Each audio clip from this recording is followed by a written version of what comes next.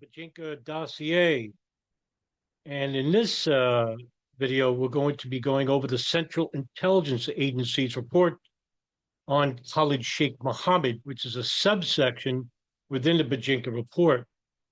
As you can see here, just dated July 13, 2004, Khalid Sheikh, preeminent source on Al-Qaeda. And some parts are redacted, some parts not. It's about 7 pages. And you can see it just starts off where I think certain pages were not publicized or couldn't be. Right, here we go. Then joined Ramzi Youssef in the Philippines in 1994 to plan the Bojinka plot, simultaneous bombings of a dozen U.S. flag commercial airliners over the Pacific. After the Bojinka plot was disrupted and Youssef was caught in early 1995, Khalid Sheikh Mohammed escaped, but was subsequently indicted in the United States for his role in the plot and went into hiding. You can see this part is redacted here. While preparing the Bojinka plot, Youssef and Khalid Sheikh Mohammed also discussed the ideas of using planes as missiles to strike targets in the United States, including the White House and the Central Intelligence Agency. Khalid Sheikh Mohammed says that in 1995, he expanded the idea of using planes as missiles by conceiving of a plot of hijacking 10 airliners to strike simultaneously targets on both ports of the United States. Now, the original plot for 9/11 was going to be 10 planes, just like Bojinka. So Khalid Sheikh Mohammed is 9/11's mastermind, allegedly, because he's not tried or found guilty. The evidence that we have regarding this 10 planes idea was the second wave of attacks, which is basically similar to what the Bojinka plot had in mind. That on September 13th, you had a number of individuals being arrested at JFK and LaGuardia 2 days after 9/11.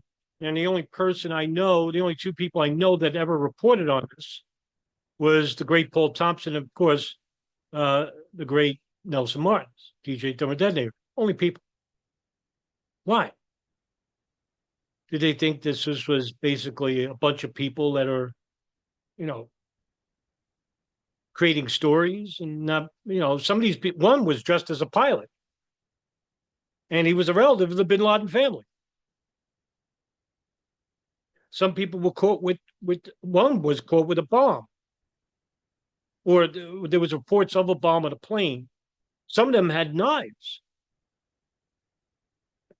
Khalid Sheikh Mohammed traveled to Afghanistan in the mid-1990s to gain the support of Osama bin Laden and thereby hopefully obtaining the resources necessary to reclaim the operation, to realize the operation.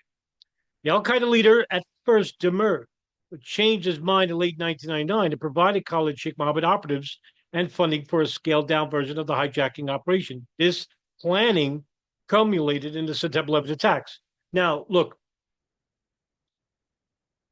what I'm going to theorize here is purely speculation, hypothetical. I don't have evidence for it, but it's reasonable. Let's just say that part is true, that Khalid Sheikh Mohammed went to bin Laden in 1999, they approved. The intelligence services, mainly CIA, NSA, maybe Israel, maybe Saudi Arabia, maybe Pakistan, has informants within Al-Qaeda. I mean, come on, they're not that hard to infiltrate. They're hard. They do security. They have strict security, but I mean, it wouldn't be that hard.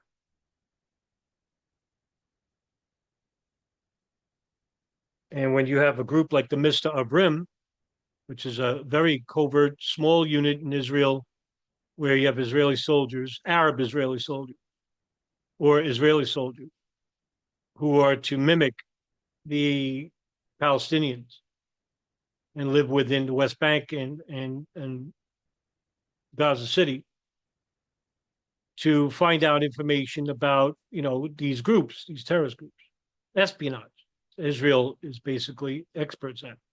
And, just to show you that, maybe we had informants inside Al Qaeda and knew about the plane's operation right off the bat. Let's just say that that's true.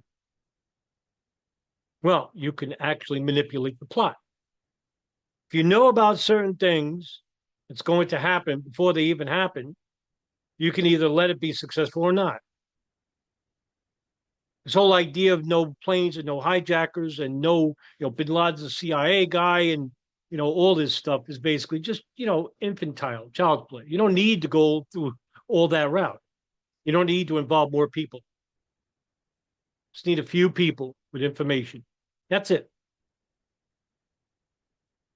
Before September 2001, Khalid Sheikh Mohammed was neither a formal member of Al Qaeda nor a member of his leadership council. But in addition to managing the September 11 operation, he headed, this is all redacted, Al Qaeda's media committee and oversaw efforts during 2000-2001 to work with East Asian Jemaah Islamiyah operatives to launch terrorist attacks in Southeast Asia against U.S. and Israeli targets.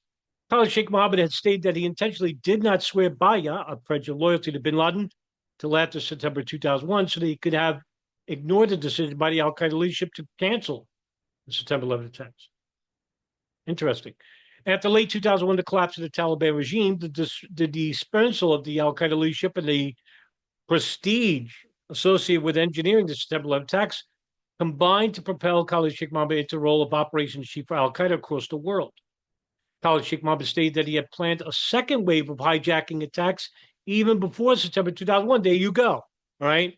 And this is the first time I'm seeing a document that shows this, the second wave attack. It's not backed up by just Khalid Sheikh Mohammed, but Zacarias Moussaoui. Moussaoui was not tortured. You could say what you want about Khalid Sheikh Mohammed, right? And hold serve. But Zacarias Moussaoui also admitted, and he acted as his own counsel in the United States versus Zacarias Moussaoui 2006.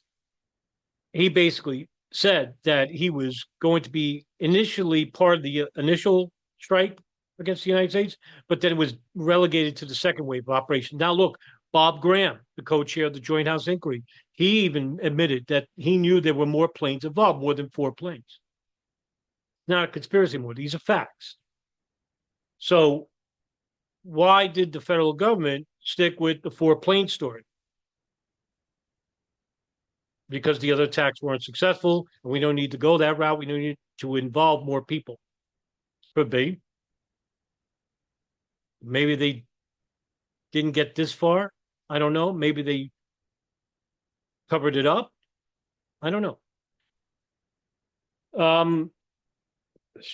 In addition to attempting to prepare the so-called Heathrow plot, in which he planned to have multiple aircraft attack Heathrow Airport and other targets in the United Kingdom, Khalid Sheikh Mohammed also launched a number of plots against the United States. Although he was responsible for operational plotting, Khalid Sheikh Mohammed stated that during most of 2002, he spent considerable time managing the movements and housing of operatives in their facilities and their families from Afghanistan to Pakistan and then onwards to the Middle East.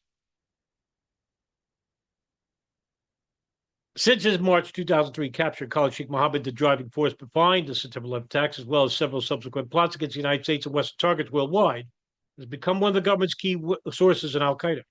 As a detainee, has provided blank reports that have shed light on Al Qaeda's strategic doctrine, plots, and probable targets, key operatives, likely methods for attacks in the U.S. homeland, leading to the disruption of several plots against the United States. Now, look, again, I don't need to remind you, but I will for the new people that, even if Khalid Sheikh Mohammed was telling the truth and he was behind, like, what was it, 83 plots that he's being charged for, he was tortured. Now, how much of that is true? How much of it is false? Well, that's why we're hoping for a trial, but it's never going to happen because these people were tortured and anything they said is inadmissible. Did the CIA do this on purpose? That's the question. Did they do it on purpose to basically cover for the fact that they were involved with an illegal operation inside the United States, monitoring Al Qaeda? Was it basically to hide the fact that a foreign intelligence service, maybe Israel and Saudi Arabia, a combination of both, had information, sensitive information, who, what, when, where, and why about the 9/11 attacks, and that the CIA basically asked the Israelis and Saudi Arabia for information that could prevent the attacks, but they didn't get it in time because Israel and Saudi Arabia didn't want to. All this is speculation, but it's reasonable. So we have to treat these charges, without any prejudice. Information from Khalid Sheikh Mohammed not only dramatically expanded our universal knowledge on Al Qaeda plots, but has provided leads that sustain directly in the capture of other terrorists, including Jemaah Islamiyah leader Hambali. Ridwan Samudin is his name. Khalid Sheikh Mohammed steadfastly maintains that his overriding priority was to strike the United States, but says that immediately after September 11th, he realized that a follow-up attack in the United States would be difficult because of new security measures. As a result, Khalid Sheikh Mohammed's plots against the U.S. homeland from late 2001 were opportunistic and limited, including a plot to fly a hijacked plane into the tallest building on the U.S. West Coast.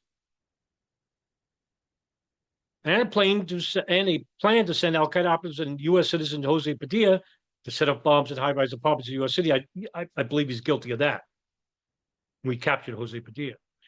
CIA assesses that Khalid Sheikh Mohammed had revealed at least the broad outlines of the set of terrorist attacks upon which he and his lieutenants focused from 1999 till his detention 4 years later.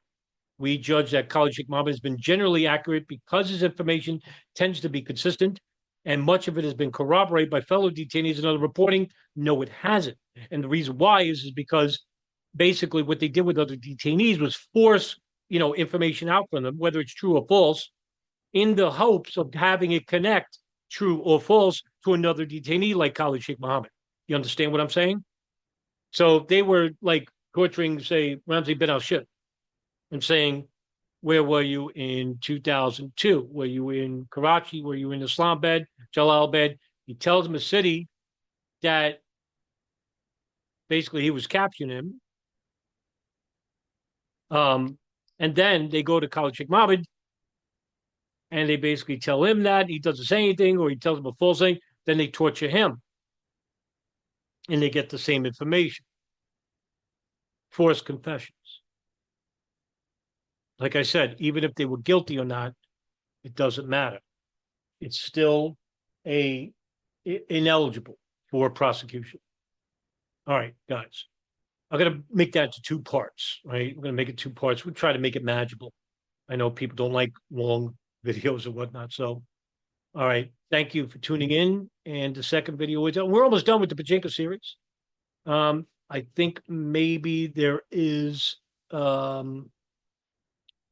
after Khalid Sheikh Mohammed, there'll be a reading of Ramzi Youssef's FBI report, which will be two videos as well. So we got 3 videos, 3 or 4 videos left.